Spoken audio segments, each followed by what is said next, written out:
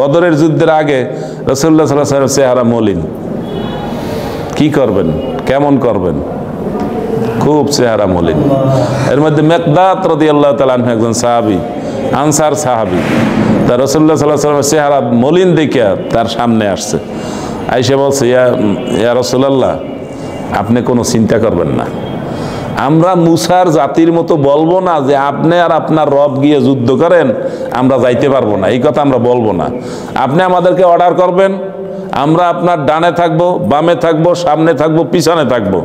আপনি আমাদেরকে সাগরে ঝাঁপ দিতে বললে আমরা সাগরে ঝাঁপ দেবো, কোনো চিন্তা করবো না।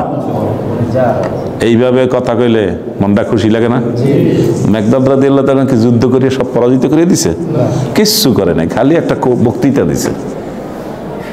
ইয়া রাসূলুল্লাহ, আপনি দুশ্চিন্তা করবেন না, আপনার সামনে আমরা আছি, আঘাত যদি আসে আমাদের উপরে আগে আসবে, এরপর আসবে আপনার উপরে।